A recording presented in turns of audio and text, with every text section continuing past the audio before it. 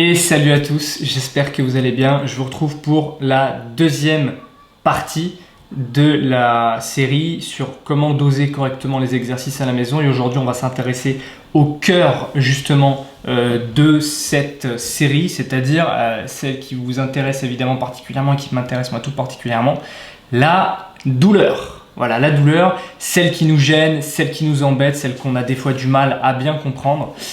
Donc pour commencer, j'aimerais d'abord vous donner la définition de la douleur selon l'Association internationale pour l'étude de la douleur ou International Association for the Study of Pain. Vous avez vu mon accent comme il est incroyable. Donc, vous allez voir que cette définition elle est particulièrement intéressante et vraiment très importante dans le choix des mots qui ont été choisis. Donc, je vais vous lire la définition. Donc, la douleur, on pourrait la définir comme la douleur est une expérience sensorielle et émotionnelle désagréable associée à une lésion tissulaire réelle ou potentielle ou décrite dans ces termes. Alors, je vais vraiment reprendre chaque partie de la phrase parce qu'il y a vraiment des choses très intéressantes que dans une première lecture, on n'a pas forcément l'opportunité de lire ou de dégager de cette définition. Donc, la douleur est une expérience sensorielle, là jusqu'ici, on est d'accord, et émotionnelle. Donc là, on vient d'inclure quelque chose de très important, c'est que vos émotions peuvent être douloureuses et cette douleur est donc considérée comme réelle, qu'elle soit physique ou psychique. Et ça, c'est particulièrement intéressant et particulièrement important. Toute douleur que vous ressentez est impérativement réelle, quand bien même il n'y a pas de lésion tissulaire. Et justement, ça c'est la suite de la phrase. Associée à une lésion tissulaire réelle, par exemple dans le cadre d'une fracture ou d'un traumatisme, ce qui peut être le cas, où il y a justement un hématome, un choc, une fracture ou autre, ou potentielle, donc c'est-à-dire que le cerveau a détecté une menace, un danger, et donc a généré une douleur dans le but de protéger justement d'une éventuelle lésion tissulaire ou décrite dans ces termes. C'est-à-dire qu'on peut avoir des fois la sensation de s'être fait très mal, d'avoir vraiment une lésion ou d'avoir s'être fait vraiment très mal, de s'être abîmé un petit peu le corps, si vous voulez, sans que véritablement ça se soit passé. Donc cette définition, elle est particulièrement intéressante parce qu'elle prend vraiment en compte tout le spectre, entre guillemets, sensoriel et contextuel, grosso modo évidemment, de la douleur. Donc j'aimerais qu'on aille un tout petit peu plus loin maintenant dans cette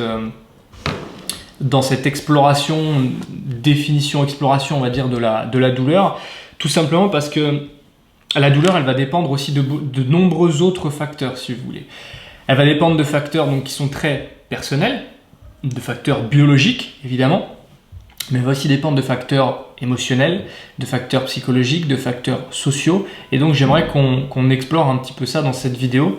Non pas de vous donner une liste exhaustive, mais simplement de pointer effectivement différents traits sur lesquels on va dire, la ligne directrice de la douleur va se manifester, on va dire. Donc on va voir par exemple les expériences passées. Les expériences passées, c'est tout ce que vous avez vécu auparavant et qui a généré une croyance par la suite de cette expérience par rapport à une éventuelle récidive du contexte qui a pu déclencher cette douleur. Exemple, je sais pas, vous êtes allé au ski, vous vous êtes fait mal au genou parce que vous êtes tombé, vous avez fait une chute ou quoi, bah maintenant vous pouvez potentiellement associer le ski à cette douleur au genou. Alors que c'était peut-être pas forcément le ski, mais c'était peut-être juste la chute et le traumatisme. C'est un exemple.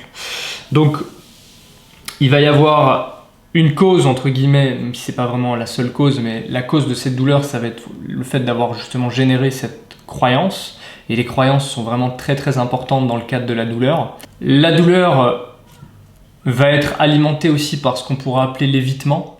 Si vous voulez le terme un petit peu plus détaillé, on pourra appeler ça la kinésiophobie.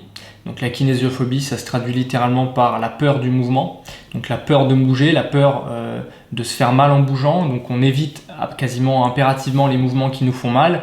Donc c'est pour ça qu'on aboutit à des gens qui osent plus se pencher en avant pour ramasser quelque chose, non pas que ils n'ont plus la capacité, mais que la progression dans le mouvement n'est pas suffisante pour leur permettre de justement se repencher en avant tout doucement. Et c'est pour ça que la notion de progression est vraiment importante dans le cadre de la gestion de la douleur.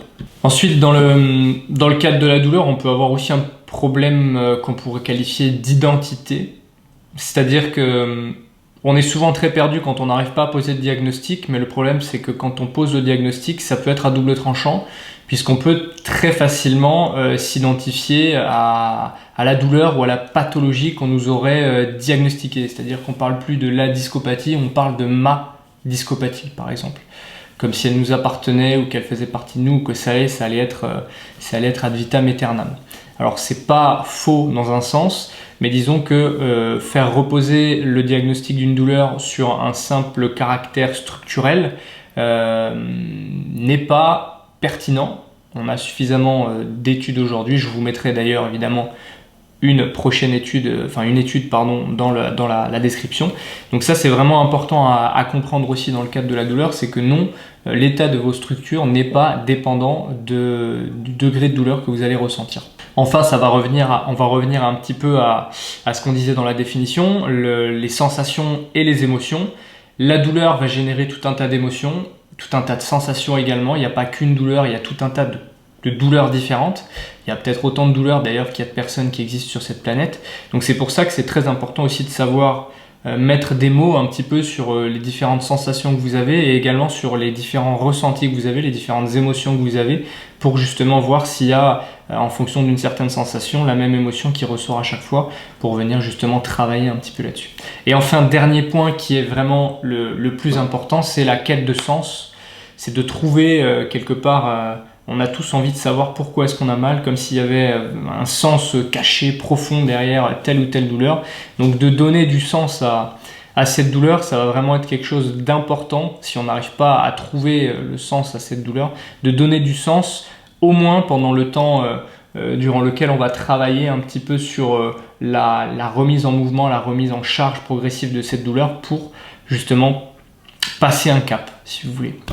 Donc je voulais vous parler de ça, non pas simplement pour vous balancer tout un tas d'informations inutiles, mais simplement pour vous donner un petit peu à réfléchir, étant donné que vous êtes très nombreux dans la chaîne, enfin dans mon audience et sur la chaîne, à souffrir de douleur, et c'est pour ça que vous venez justement regarder les vidéos. Donc moi vraiment ce que je voulais vous donner, c'est 2-3 clés sur lesquelles réfléchir, et comme d'habitude n'hésitez pas à réagir dans les commentaires. Je vous invite également à m'envoyer un mail si jamais vous avez des questions. Écoutez, en attendant, moi je vous souhaite une très très bonne journée.